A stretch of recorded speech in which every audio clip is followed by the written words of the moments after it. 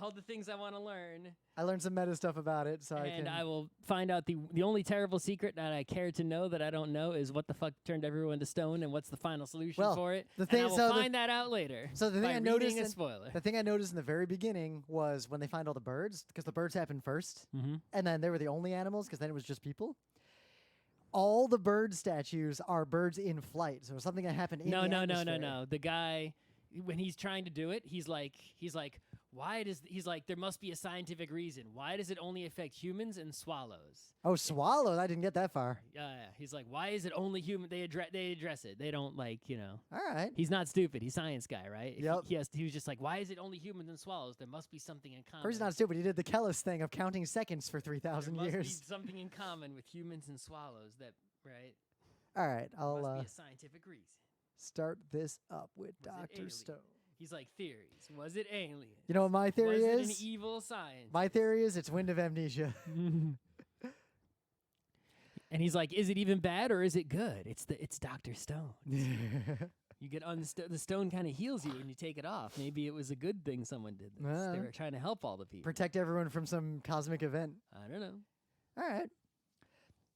It's Wednesday, August 21st, 2019. I'm Rim. I'm Scott. And this is Geek Nights. Tonight, the new anime that is still ongoing, Dr. Stone. All right, I got an opening bit. Okay. So I was feeling a little bleh on Monday and got kind of a low-key cold, like not quite even sick level, just like low-key coughing up a little phlegm. And I was annoyed on Monday, and I'm like poking around and just doing my life. And then I'm in the living room, and I stepped in some water. Okay. Water in the house again? Water in the house. Water in the ceiling? We gotta go back? Not in the ceiling this time. So water by the TV. Uh-oh, that's a dangerous place for there to be water with electricity. Like the rug is wet. So I'm like, I didn't spill anything. And then I look, and I poke around, and basically the radiator had just broken. You mean the PTAC unit? Yeah, the HVAC unit. The PTAC. That has a radiator in it. It's just a radiator in there. Yeah. It looks like what happened is the thing that takes condensed water out of it had clogged somewhere, and it had completely filled with water. So the water that should have been leaking out the side of the building to be mystery water on someone's head was slowly filling a reservoir in the apartment. Was filling in your house. And it looks like it'd been doing this for a while, and it eventually, because it was so humid, only recently, as humid consistently long enough, that it actually filled that reservoir entirely, and then just started leaking everywhere. Luckily, because that's a very self-contained thing, they just came in and completely fixed it and replaced a bunch of parts, and now I'm good to go. So it wasn't like the ceiling leakage. It actually was resolved quickly and did not actually cause any damage. I just had to leave the rug out to dry before I put everything back. And it was an opportunity to dust behind the TV. I haven't dusted under there in 4 or 5 years. Uh-oh. All right, so you got any news on this Wednesday? I mean, it's not exactly any animation or comic news, but I guess it's close enough.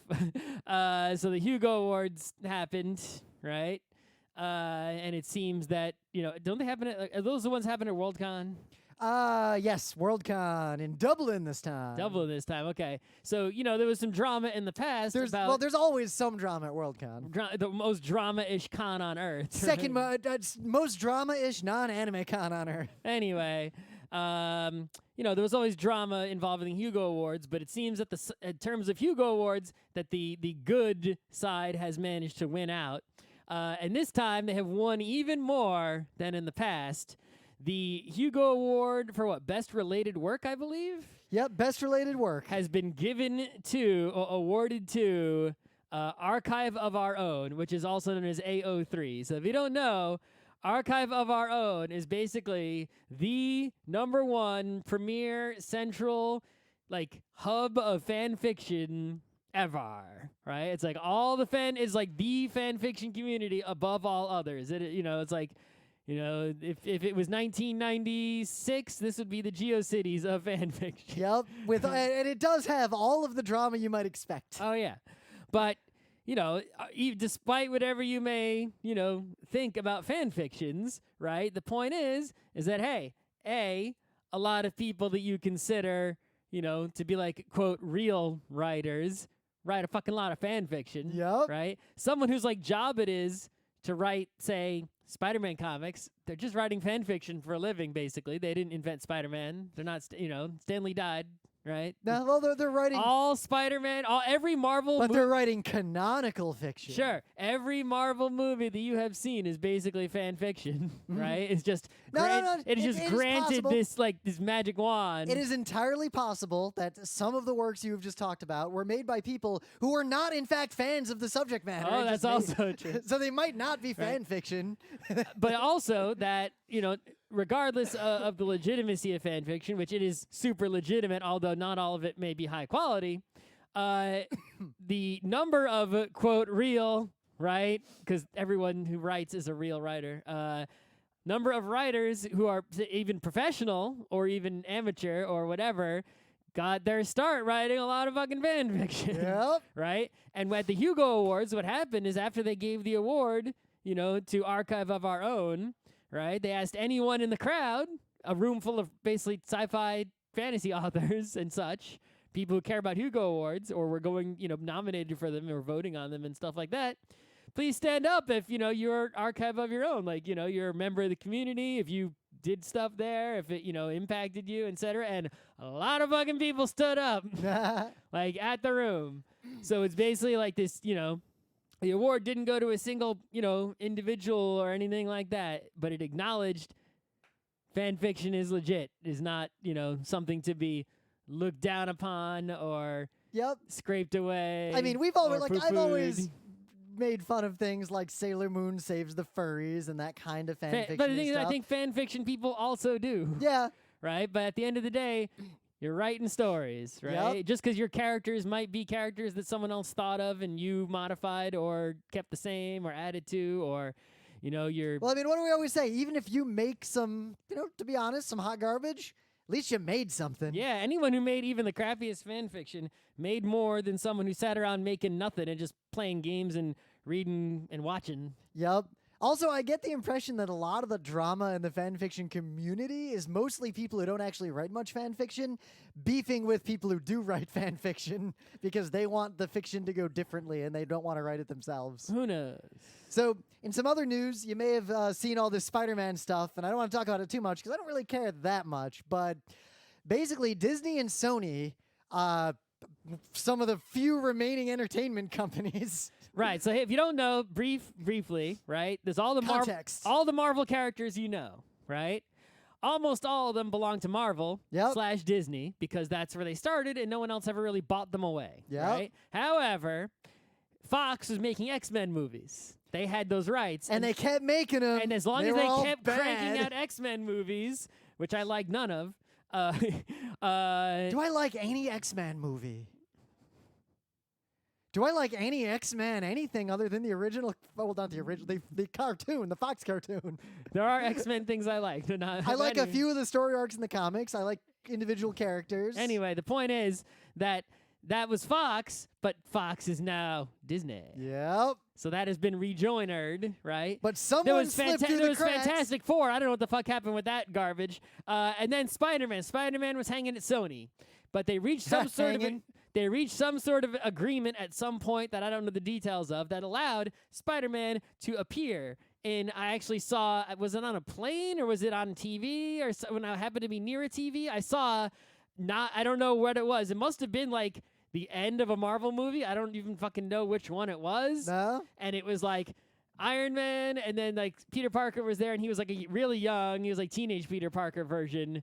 And, Iron Man was like, oh, come be an Avenger. And Spider-Man was like, nah. Oh, yeah, I saw that one in the theater. I saw that one scene. That's all I saw.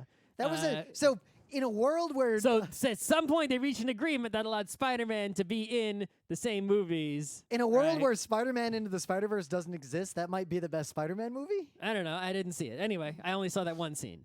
The point is that Sony, obviously still under that agreement, had the right to make other Spider-Man movies because they made, as you said, Spider-Man Into the Spider-Verse. Which, I cannot express enough, is the best Spider-Man movie ever made. Best maybe It's one of the better movies ever made. better. No, it's not one of the better movies ever made. Better superhero movies ever made. Oh, it's the best superhero movie ever made. I don't know about that. It depends. It depends on your definition It of depends on what superhero. counts as a superhero movie. Yeah, if is that even a genre, Yeah. or is it just like Like, any what sci-fi counts? movie where someone is powerful? It's like Best spider-related is a movie kung ever fu made. movie a superhero movie? Because like Depends. there's Iron at least Monkey, 5. Maybe Iron Monkey is. Right. It's like what but we're not gonna talk about that right now. Yep.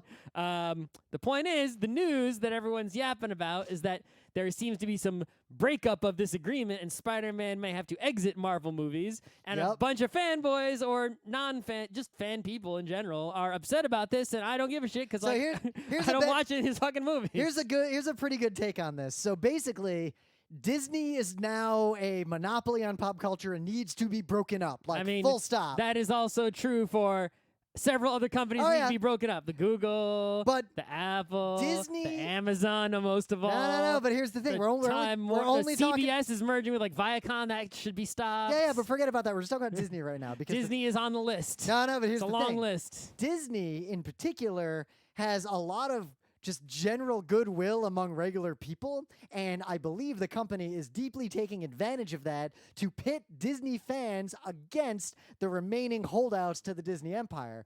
I feel like Disney is relying on the fact that their fans will defend their monopoly because they're more excited about Star Wars potentially being able to cross over with Disney shit and all this like fan stuff they want. They care about that way more than they care about a healthy entertainment ecosystem with competition. Mm-hmm. So I think Disney is kind of actively weaponizing Disney fans. Well, it's crazy how the fans, right? It's like they really want things to happen. They'll be like, "Oh my God, Star Wars crossover with the thing! Oh my God, please make it happen!" And then when it happens, they'll be like, "Woo, boo," and they'll still spend their money on it. And then boo, right? And then the next time around, they'll be like, "Woo," right? And I basically never fall for that. I'm always like, right? It's like, I think I remember a time where someone was like, "Hey Scott, you like Mega Man, you like board games. They're making a Mega Man board game." And That game is guaranteed bad. And I said immediately, "That's garbage. I don't give a shit." I can tell it's garbage, right? Whereas I think most fans would be like, "Oh yeah." That logic would be correct for most fans.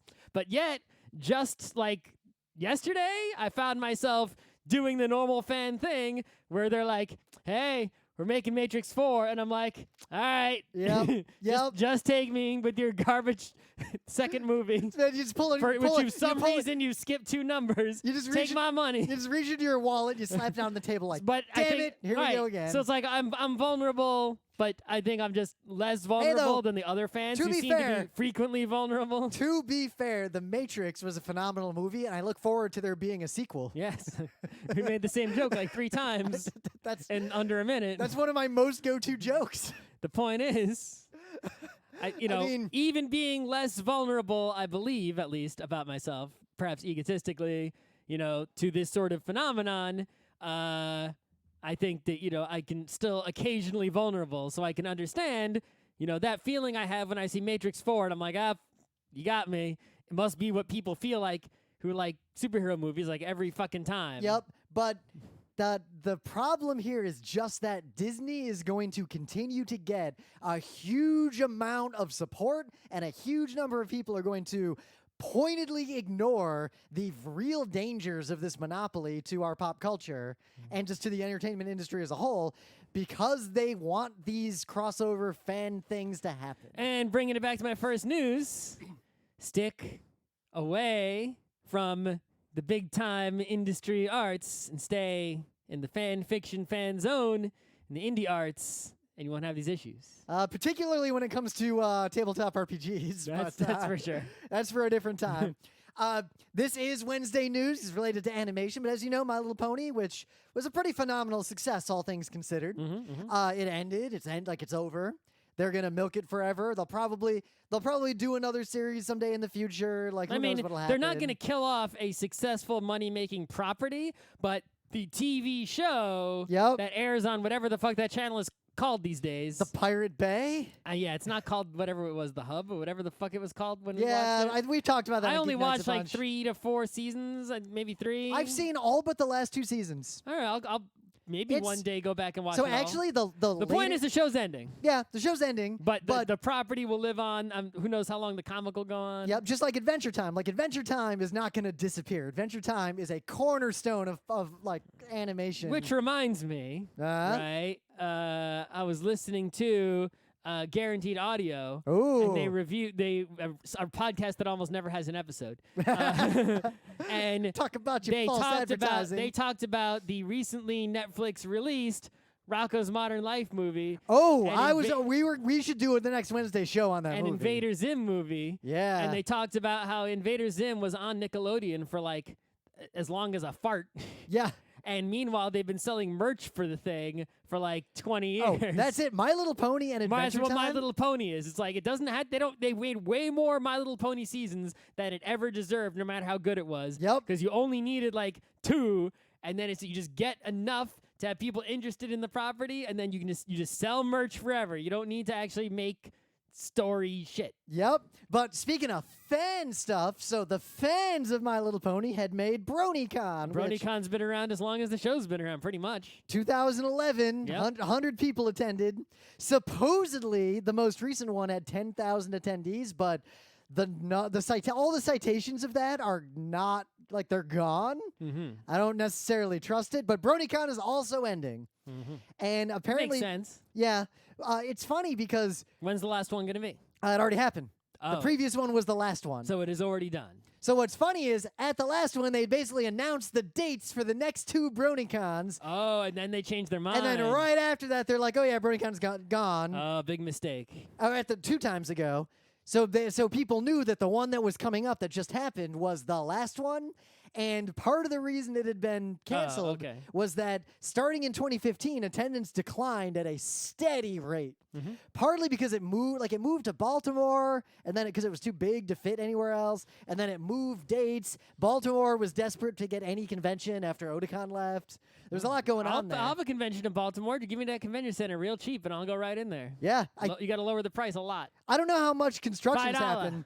Because that convention center had some structural issues. I don't know what this... I actually do not know what the state... It has its issues, but it's still enormous space, and it's big enough for our convention. We could use one room. Yeah, but also to one this of those day, rooms, we're good. This is a moderately unpopular opinion, but when PAX first announced there's going to be a PAX East, the Baltimore Convention Center was literally the best possible place to put it, and they put it in Boston. I remember being pissed about it, and I'm still pissed about it.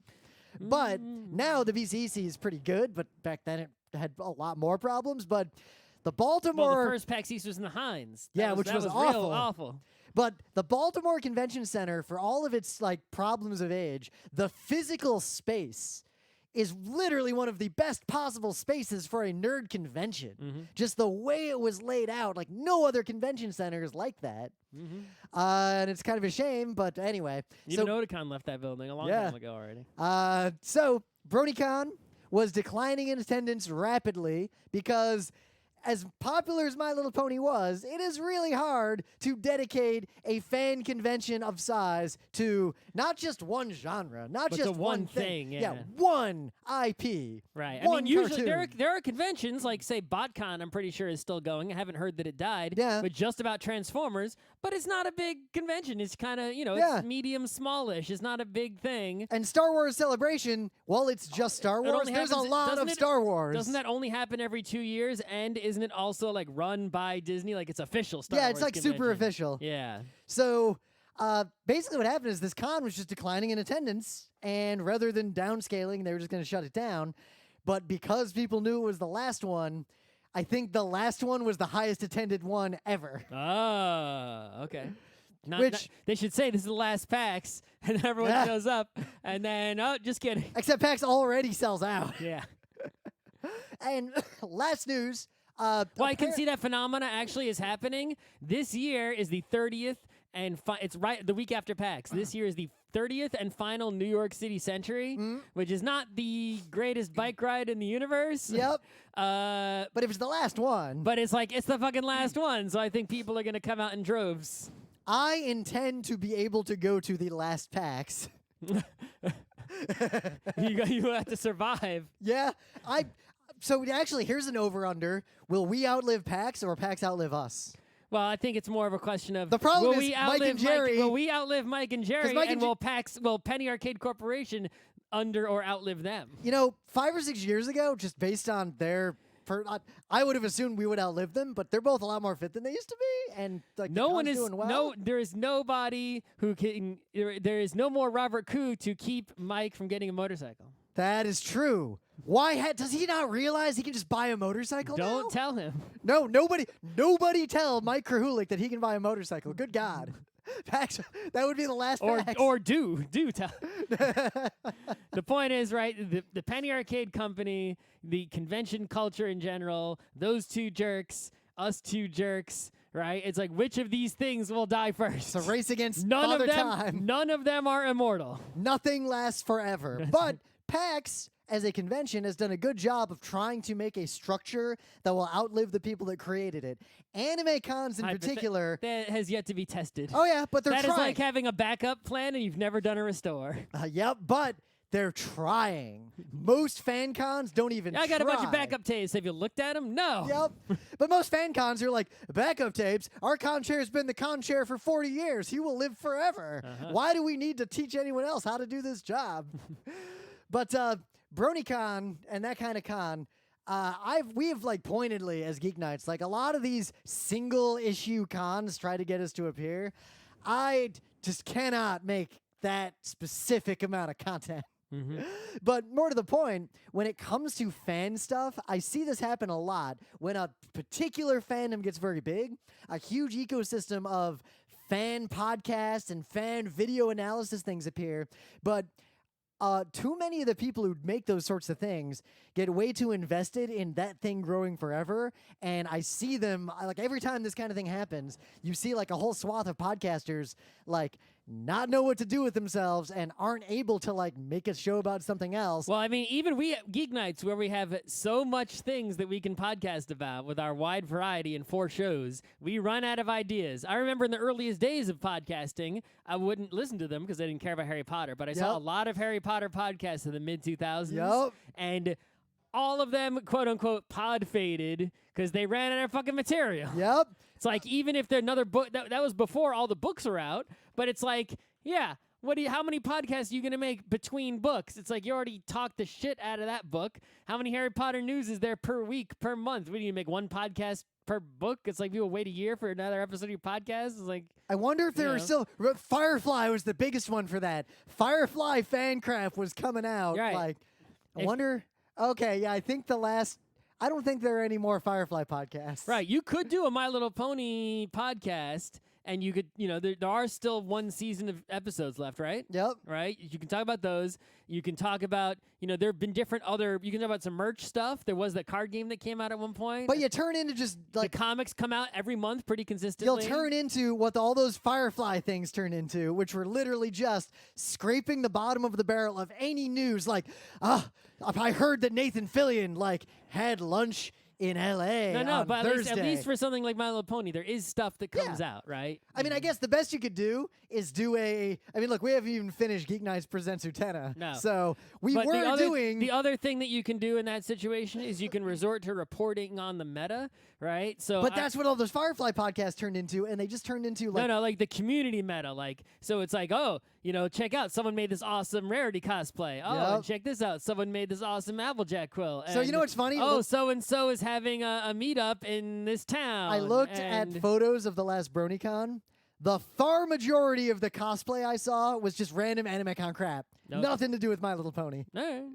So, I guess... I haven't seen the too much pony cosplay at other cons that I go to that do have cosplay, even though I used to see a bunch. I see the most still at MagFest, but mostly in the people who are going to not because MagFest doesn't really have raves, but I see it a lot in the concert areas, and I don't see it a lot in the rest of the con. That's where there's a lot of room. Yeah.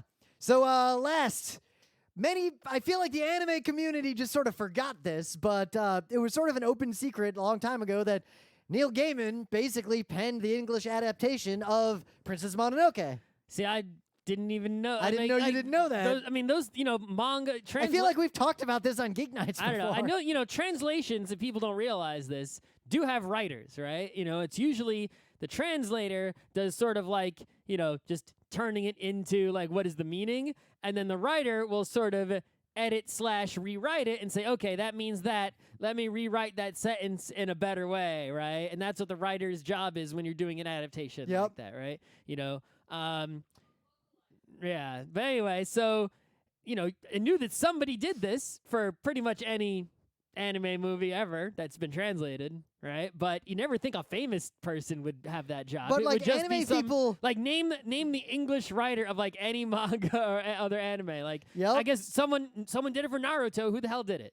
but like I don't anime fucking nerds, know. I feel like there was no a one knows time that person. when anime nerds just knew it was one of those things people would talk about. Like I did not know this. Okay, interesting. So I feel like everyone forgot because the news of this broke again recently, and I saw a whole bunch of people losing their shit about it, which is really funny. But Neil Gaiman... I mean, I didn't know about it before, but why would I lose my shit about it? So, but there is some interesting stuff, because one thing that I never knew, because this is one of those things, like before the internet was like kind of what it is today, it was often hard to research these kinds of things to find out the full story.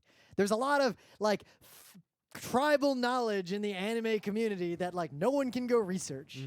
So Neil Gaiman started talking about it like now and revealed some things I didn't know. So like now on Twitter I know, or whatever? So now on Twitter. Oh, okay. Now we know why this was an quote open secret and like why it was seen as this like sort of secret knowledge. I'm just gonna read. I mean, I did know that when Disney did have the license and was adapting the Ghibli movies for the U.S., that pretty much for every job involved, they were hiring like top tier famous people. All the voice actors they got for those things were like super famous people, not the regular anime voice actors. And right? it showed, because those dubs, they had their problems, but they were light years beyond even the best like traditional anime dub in the US. So all those Ghiblis that Disney adapted, as not that G Kids did a bad job, they do a great job. Yeah. But Disney, when they did it, they hired the famous people. Of course, remember back like Disney did this through Miramax. They didn't do it directly. No, but it's Disney. So, I'm just going to read Neil Gaiman's tweet because it's actually fascinating. Now we know why this was seen as like a weird secret. Quote, "My biggest secret. His biggest secret? Wow. Studio Ghibli asked for some of Not about something. His biggest secret isn't something that happened at FangoCon? It's like, yeah, I met these two jerks and this guy named Steve.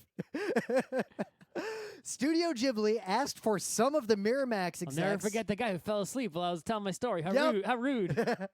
Studio Ghibli asked for some of the Miramax execs to be removed from the poster and credits. Okay. The execs... But he's not an exec. He was in this purpose. Oh, okay. Here's the thing. The execs looked at all the names, determined that theirs would remain, and realized that mine was contractually expendable. So basically, the Ghibli wanted to reduce the number of English names and put more Ghibli names on like the posters and in the front credits and all that stuff. So the executives were like, I'm not taking my fucking name off of this. And they basically removed all the names of people who did not have contracts that specifically gave them the rights to be in the credits. And Neil Gaiman was one of those people. So they just took his name fucking off of it. Like they took it off of everything they could. Okay. That's it. That's the story. They couldn't fit another name on there? There's not enough room? No, the Ghibli executives wanted fewer American names. Like that's just something they wanted. Okay, why didn't they just say no American names? That's Because what I would. If I was Studio Ghibli, I'd be like, you can't put your fucking name on that. We made it. You're just adapting it and putting it out there in English. You don't get to put any fucking names on it, assholes. Yeah, this was part of the negotiations. Yeah, well. So there's a further thing here that is crazy. Oh, okay. That doesn't see, because that part just is normal Hollywood bullshit. Neil Gaiman also confirmed that he received the opportunity upon recommendation from Quentin Tarantino. Apparently, why is Quentin Tarantino have anything to do with this? So the rumor was Miramax went to Quentin Tarantino. Okay. Who said, "What? No, go to Neil Gaiman." Okay. So Adam Turney asked Neil Gaiman, is it true that they first asked Quentin Tarantino, who then suggested you instead? And Neil Gaiman, official Twitter account, said yes. Okay. So they went to Quentin Tarantino, who said... Why would he... What? I get the impression that Quentin Tarantino's reaction to this was about the same as yours. like... I mean... Yeah, somehow this became news, and it became fascinating news. But anyway, it is time for... Sometimes people don't know about a thing, get put in charge of a thing.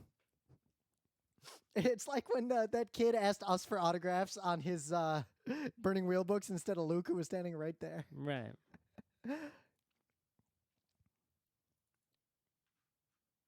All right.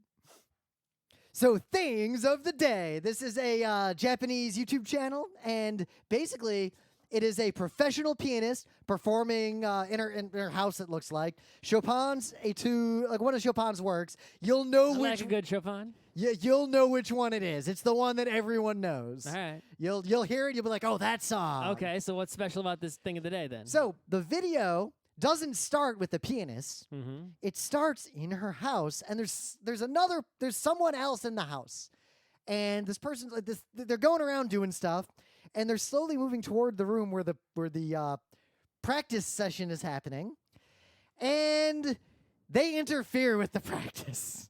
Okay. And this happens several times because this is in fact a video of the cat, one of her two cats, getting bored and apparently is pissed that she is practicing the piano instead of playing with him, and slowly goes into the room, waits for his moment, jumps up on the piano, and messes up the performance over and over and over again. It's just normal cat shit. Yep, it's really, really, really cute. Okay.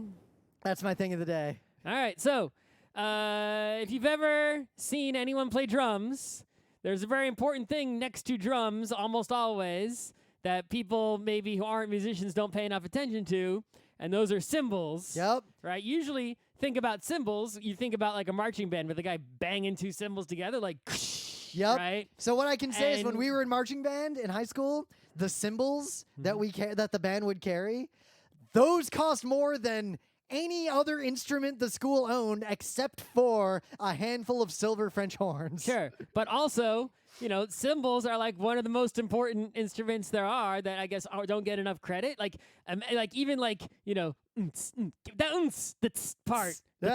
That's part is cymbals. Well, percussion in Right? general, if you're not a musician, it often blends into the background. You don't realize how important it is. Think about Well, I think it's just that, like, if someone's playing guitar, you go, guitar. If someone's Yep. playing bass, you're like, wicked bass solo, right?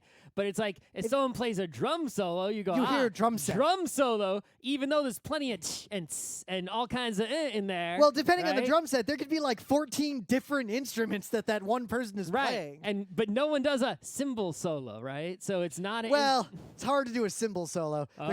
you could do pretty good stuff anyway. Well, And a lot of cymbals aren't even called cymbals. Like if someone's got a hi-hat, that's fucking cymbals.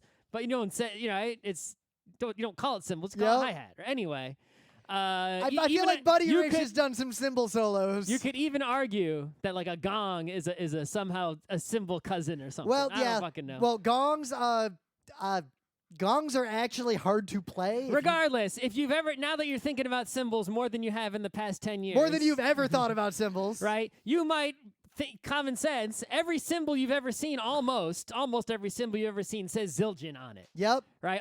It's super rare to see a symbol that does not say Zildjian on it. It's Sabin, if otherwise. Right, it's like there's one other company that that you may have seen maybe, and it maybe looked like a knockoff symbol. Yep. And maybe people who really do know about drums are like, wait a minute, there's more. I know them. Yeah, but 90% of the symbols you've seen say Zildjian. I've on seen three kinds. The two we just talked about, or unlabeled garbage symbol. Right, so my thing of the day is a video from the Zildjian Symbol Factory that shows the 100% entire process of making a symbol out of a lump of fucking metal all the way to a playable symbol with Zildjian printed on it.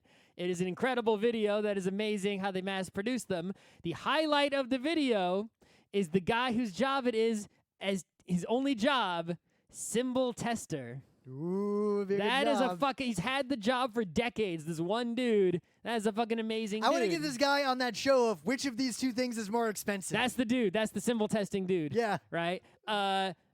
That's the guy. Yeah. Also, That is the face of an expert. after you watch the symbol testing video, go and read the Wikipedia page about Zildjian Symbols, the company.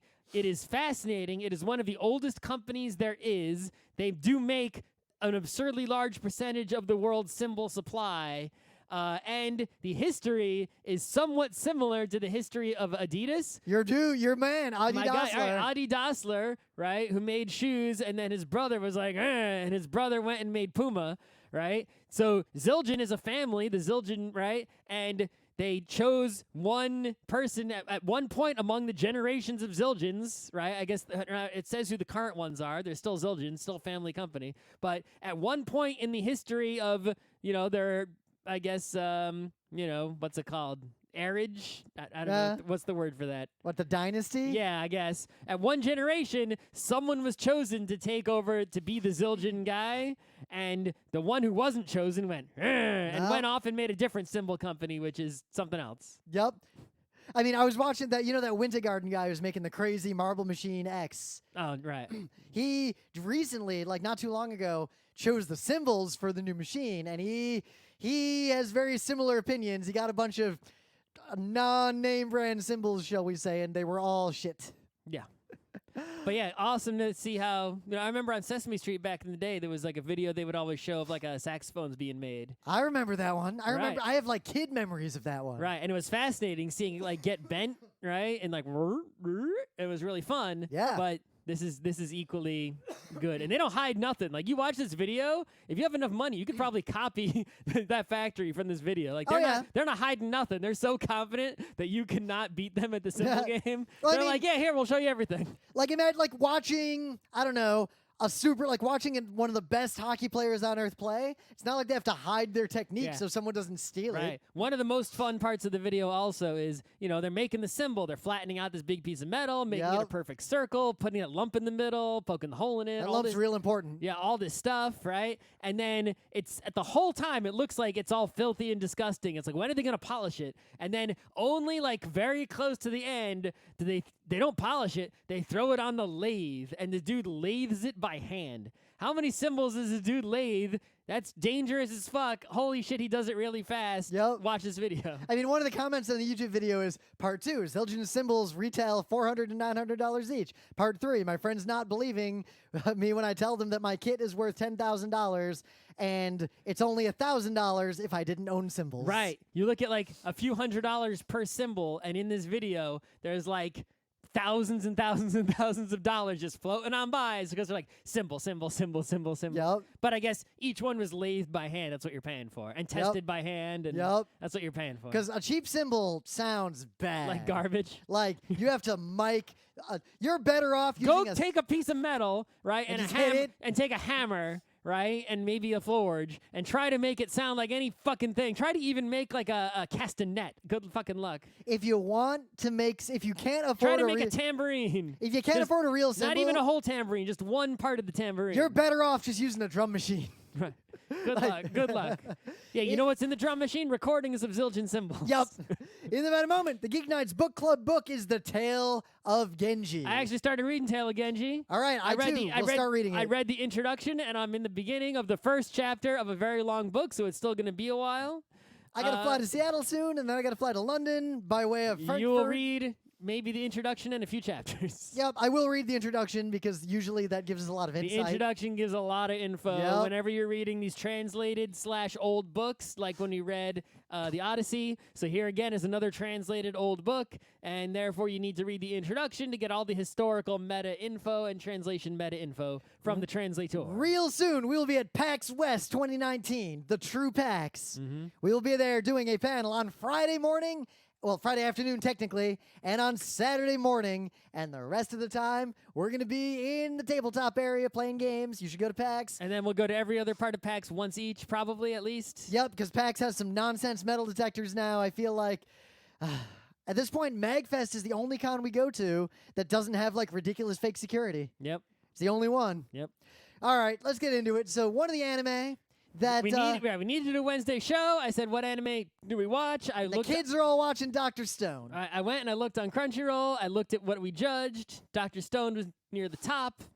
Let's watch that. It sounded like the premise had possibilities. Everyone on Earth gets turned to stone. That's all I knew. So I watched enough episodes. I watched I watched 3 episodes, and then I said, all right. Usually we watch 4. But I kind of want to learn exactly this much stuff before I talk about it. And I learned exactly that much stuff, I think, in episode 6. And I think 7 episodes were out, but I decided not to watch any more, ever. And I'll just read spoilers when the show is done. That's my similar. That's how I handled Attack on Titan. After the first two seasons, I was like, you know what? I'm gonna read the spoilers to find out what the Secret of Space is. I know the Secret of Space. Do not watch any more of that show. I don't know if you even want to know what the Secret of Space is, but I do want to know what the Secret of Space is in Dr. Stone. So here's the deal. There's a high school kid. He's in typical Japan high school. Yep. He obviously, most of the other people in the high school are non-characters because they don't look cool. Yep. He looks cool. It's weird, though. The character design of these two main characters are like a cross between Yu-Gi-Oh!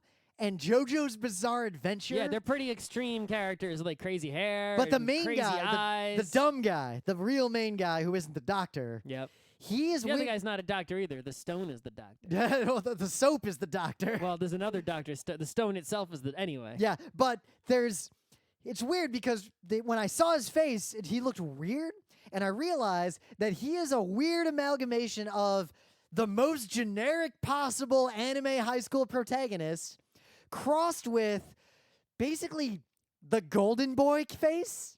Kinda. Like, he makes the Golden Boy face. A lot. Like, to the point that... I think it's based on the art style of the manga creator. Yep. Right? As soon as he frowned, I was like, it's just the Golden Boy. Holy crap. Yeah. Golden Boy. And then they briefly introduce, because he stops in the science lab for like 2 seconds, this clearly other main character who is like science guy who's a genius. Yep. And then they introduce the girl the main guy is into is obviously also a main character. So, and in then terms they of... do this in about a minute. Yeah, so here's the thing. I'll break in here as we describe this shot. This was the first make or break moment for what I was going to say about the show, because my worry was there's like 5 episodes of build up to all the crap and introduce all the people. Nope. 1 minute, and then as soon as he's going to confess his love to this girl outside by the tree, the girl you just saw for the first time, who he's been talking about for the past maybe minute, the whole entire Earth, every human being on Earth, some mysterious green wave comes and turns everyone to stone.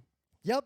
But and then the show starts. But then it's just him. He's still conscious, and he's just like, I can't pass out. What if I die? And for 3,700 years, he's just laying there, just trying to stay conscious. Right. He really, really, really wants to somehow stay conscious, get out of this rock that he's been... The people clearly have not been turned to stone like Medusa turns people to stone. He's like alive inside a stone shell. Which is already terrifying now because it also, it makes no sense because that would be worse than solitary confinement. You would just go insane very quickly. In a real world, this doctor kid probably would have woken up fine and everyone else would have woken up insane. Dr. Kid would also... No, because the doctor kid with his second counting...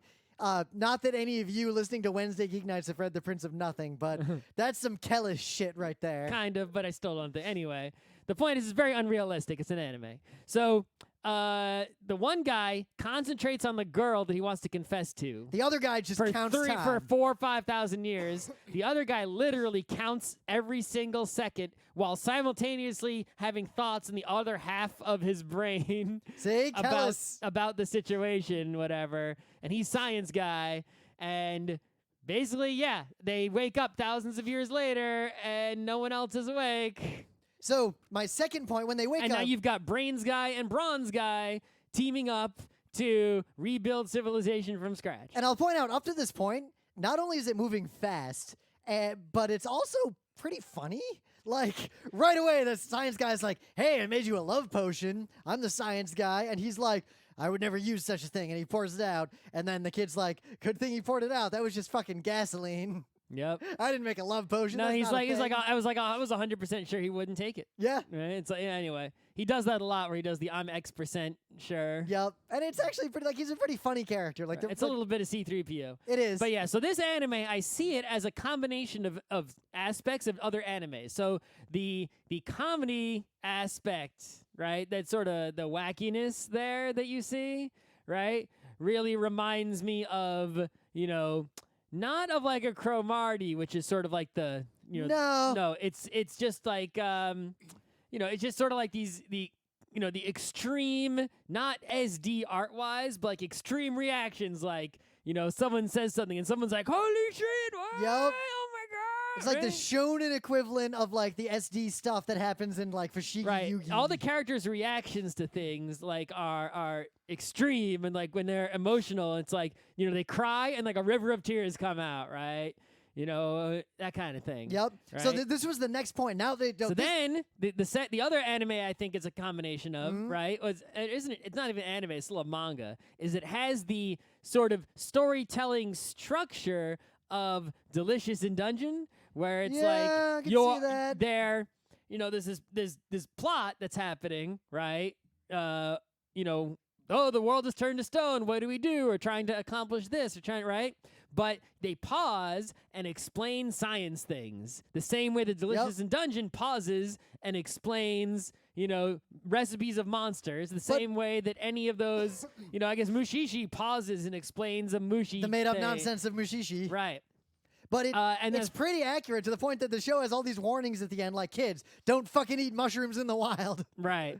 The other thing it combines with, I think, is obviously Attack on Titan, which it's, what is the big secret of this world? And obviously Attack on Titan isn't the first one to do it, but it does it in the Attack on Titan way. Like Evangelion also has what is the secret of this world, but it doesn't come across the same way. This is overt, ham-fisted what is the secret of this world. But in another point, one thing that I do enjoy a lot about it is that in Western fandom, people, like, especially fanboys, really like the zombie apocalypse. Like, okay, basically all the people are gone. You got a small amount of people and there's zombies everywhere. What do you do? Like, how do you survive? Right. But in this case, how do you survive? Like, the enemy is just, like, the conflict is science. Like, all right, we got to make food. We got to make shelter. We got to make fire. We got to make agriculture. And that is the final anime that I think this is a combination of.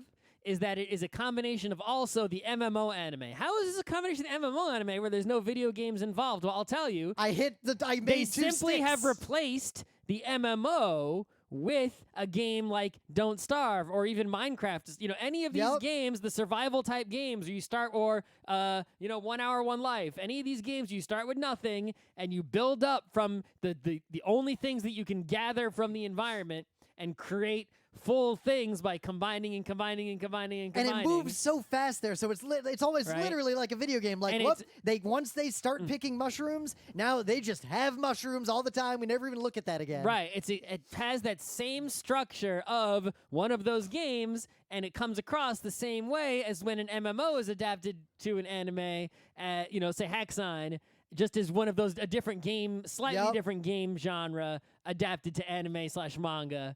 Right, so take all those elements, right? The wacky comedy, the pause aside to explain science, the big secret of this world, and the survival game, and put them all together, and that is Dr. Stone. It's got a sousance of Fist of the North Star.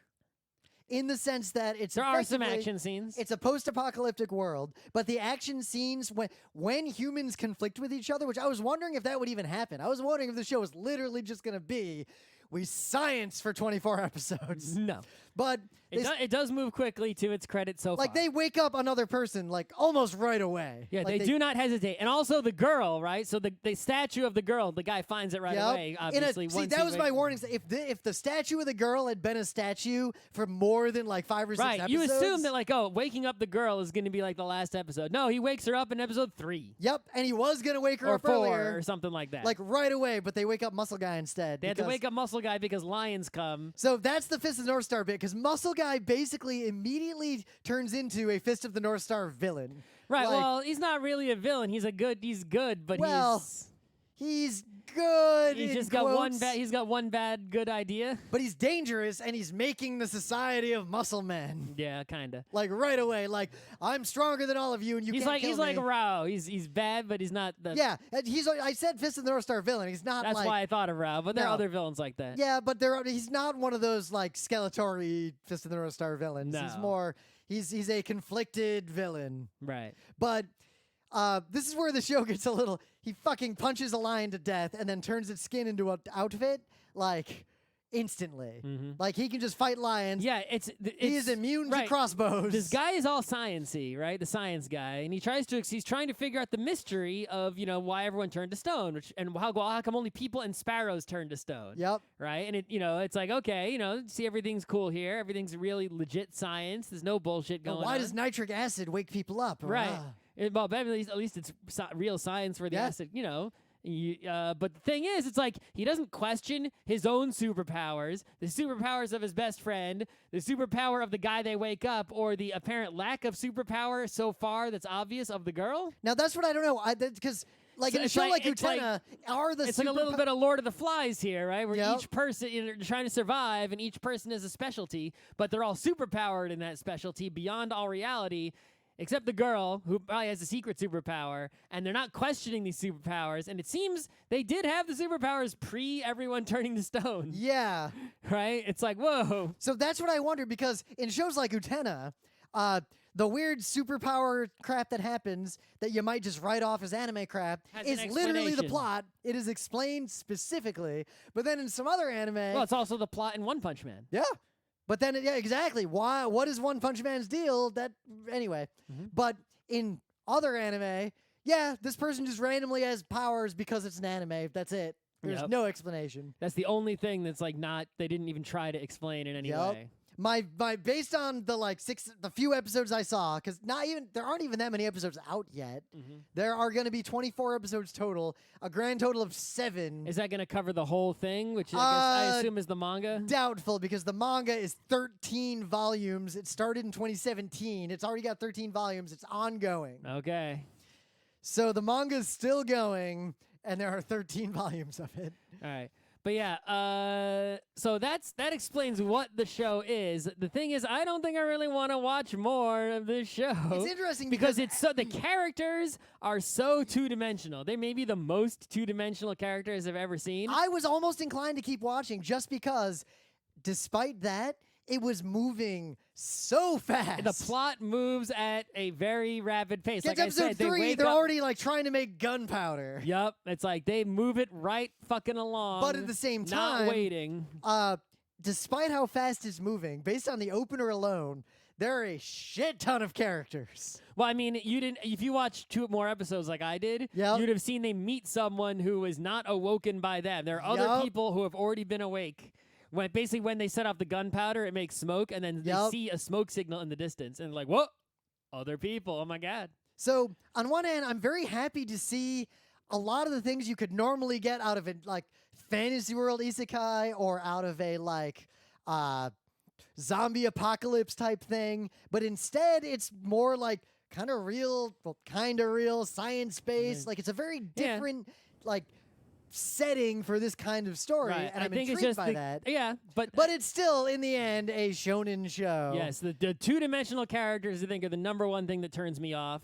The rapid pace is good because you're not sit around doing nothing. Yeah, as but- opposed to say but Attack the on p- Titan, but which just the- like stops. But progressing. you're rapidly plowing through a really flimsy kind of meh plot. You're not Yeah. you're not rapidly plowing through a deep meaty plot that It's gives you a lot not- to think about. It's not And like Escaflowne, which is Right. just like every episode is a 2-hour Right. movie condensed to And 23 minutes. The thing is that I think stands out most about this show is it definitely feels like somebody created this for Japanese children, which is all anime is created for Japanese Yep. children, almost all of it, right? But and there's so much stuff that blatantly reeks of this show is trying to teach Japanese children how to be, right? It's like, oh, that guy who is, only wants to get rid of the old people, he's bad. Look, you can solve anything with science. Science is good. Oh, I'm not amazed with your science. I'm amazed with your hard work and how you Yep.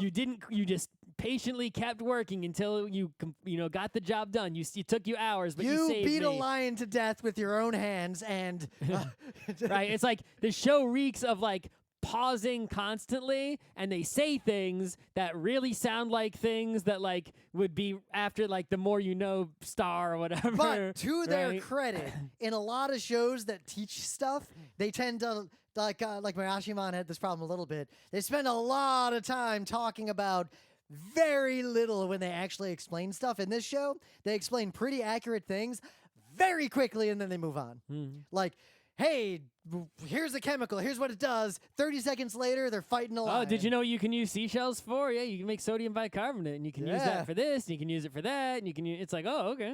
I'm curious where they're really going to go in the long run with gunpowder, though, because gunpowder is not hard to make. You know what's hard to make? a cannon. Yeah. There's but- a reason why cannons are Well, I gunpowder. Explosives are way easier to make than things to harness explosions. Right. Well, the show's called Dr. Stone, and the first time they mentioned Dr. It's Stone, when he makes soap, and he's like, "This is the only thing that will keep us alive." yeah, in this world he's like, without if we get, antibiotics." he's like, without society, we have no medicine. If we get sick, we're fucked. The soap is our Dr. The Stone. soap is our Dr. Stone. I But love it when shows say the name of the show in the show. they say the name of the show again because, as it turns out, right, when they're covered in stone, you'll notice all the characters have these cracks on their faces. yeah. And that's because At first you think it's just character design, but then no, like, it's because the stone was cracked when they were turned to stone, and apparently when you get unstoned, that unstoning like heals you in that part that you got unstoned in. so wait, So, like, there's they're gonna restone someone at some point. I don't know, maybe, but there's actually the girl. They unstone her, and like her foot is still stoned, and then they unstone the foot, and then like her foot is like healed, like somehow when it hurt, and then Yep. and then it got healed by the unstoning. So And they're like, maybe this stone that everyone turned into is the Dr. Stone. Maybe what turned the world to stone wasn't malevolent, but was benevolent. So these are my working theories, having seen a little bit of this show. So they already have two meanings for Dr. Stone. Yep. If you maybe count the third one, and that the science guy, he's not a doctor, but it's like, it's the Stone Age. Maybe you could call him, because he's a smart science guy, Dr. Yep. Stone, maybe kind of. Gotta see the stone, Dr. Stone. Anyway. So my idea number one is this is a Wind of Amnesia situation. If any of you have watched old anime, aliens did this to see if Well, humans are there's worth- actually, I don't know if you saw the scene where the science guy is thinking, what are the possibilities? Number one, Yep. aliens. Number two, evil mad scientists. Yep. Number three, like foreign government. Yep. Number four, some sort of an environmental. He's like going through the list of all the things that you would think It of. could like, be an Oryx and Crake situation. He's like, it could have been a virus that did this to the humans, and the virus only affected swallows and human or but bacteria. that would explain the light. Right, but it's like he comes up with all the explanations. It's that you're thinking of too, and he runs down them all. Yep. He doesn't settle on them. He doesn't know yet. He's still trying to figure it out. But my real thinking is either it's a Wind of Amnesia situation of aliens, like testing to see if humans are worthy. Two, our actual world is actually a fantasy world from a long time ago, and this is the world resetting in some way. Like, I could see that, like, some weird thing happening with that. I But can everything also is see, everything is science, though. Yep, true. There is not a fantasy world. It's I could it's see- a science world. I could see benevolent aliens doing this to protect us from some cosmic event that was going to kill us. Like, radiation storms coming through, and the aliens, like, do this to save us. That's the only thing they could think of. Yeah. Anyway, maybe so they- if you're the kind of anime fan who likes, like the most popular, shonen type animes, then you're probably gonna like this type of show. I But if- like this way more than any other shonen show. Yeah, I guess it's better than like a Naruto or something that goes into a tournament and drags on. Yep. But it's still, but it's better than an Attack on Titan because it seems like it might actually be going somewhere. But I don't think it's going like Bokurano. It's still shallow as all fuck.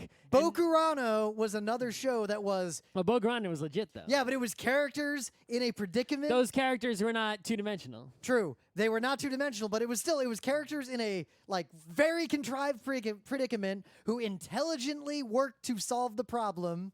And Bokurano was going somewhere that would make you cry a lot. Right, but I like don't those think this Bokurano show- characters all had their own deep backstories with things they had to deal with. Yeah, this show's all backstory these is characters like, is literally I like, was a- you are I- science guy, you are girl, you are a brawny guy, you Like, are Brawny you guy's are fighting you backstory are fighting guy. is literally 40 seconds on screen of a long time ago an adult hit me. No, there actually is a whole like half an episode that shows his backstory. So it's And more than that? It's literally just dad bought him a bunch of science stuff and he always scienced. He wanted to go. No, I'm he talking wanted to about go to space. Because fighting guy, his backstory is literally one time an adult hit me when I was a kid, so I'm going to murder all the adults. Yes. But that is It is like I said, is the most maybe even one-dimensional characters. Yep. Right? They don't have it. They're just literally science guy, brawny guy, fighting guy, girl. Yep. At one point, that might even just be zero-dimensional. There's no dimension. It's just fighting Also, guy. you know, super sexist. That obviously does it even need to be mentioned that it's super sexist that the girl The character only thing is that just could be girl. worse is if the girl character's superpower ends She up being some sort only- of nurturing, healing Yeah, crap. she only exists as love interest and thing to be protected, defended, etc. Though in the opener, there are a lot of used as other. motivation for men. There are clearly a bunch of other female characters. They did the person that they met who is not Yep. thousands of years old was a girl. So If I were you, though, like if you're an anime fan at all, just watch the first episode because it moves. if you're an anime fan who wants the highbrow animes, stay far away. But if you're okay with the lowbrow popular animes, then this is the lowbrow popular anime of the season, and it's better than other similarly equally lowbrow animes. Oh god, on Crunchyroll, viewers are like this also liked Log Horizon, Majin Bone, Taboo Tattoo, and Bleach. Yeah. So that's it. I'm not gonna watch any more because I've seen what I gotta see. I'm gonna read spoilers. I'm gonna read a spoiler when it's because I all really want to know. I only want to know the big. I've learned everything I need to know, except for the one big secret, which I can now learn from a Yep. spoiler at some Of course, point. be careful because I know the fullness of Attack on Titan, and kind of wish I didn't. Well, I don't care that if I don't waste my time watching the show, then it's not a problem. Yep, but I kind of wish I didn't know what Attack on Titan's about. Yeah. Also, probably the writer might not even know because the manga's ongoing. Yeah, and serialized manga sometimes. Like, I'm waiting for the tournament to enter the show, the science tournament, It could get to one. because it's already gearing up to like Punching Nation versus Sciencing Nation. It is gearing up to a war between brains and brawn to Yep. see whether which society will prevail, right? Because it's about that sort of dynamic, right? Where it's like, okay, it doesn't matter how smart you are. If there's a strong person, they rule the world until you have society built, and then people who are smart rule the world. And being strong doesn't help you gain Yep. power. Which is part, Fist of the North Star, Mad Max, in a world where all technology's gone, the biggest, strongest, shittiest dudes end up being in charge of things. Yep. Because they can physically force themselves into power. It's an old story. All right, and we're done. That's an anime.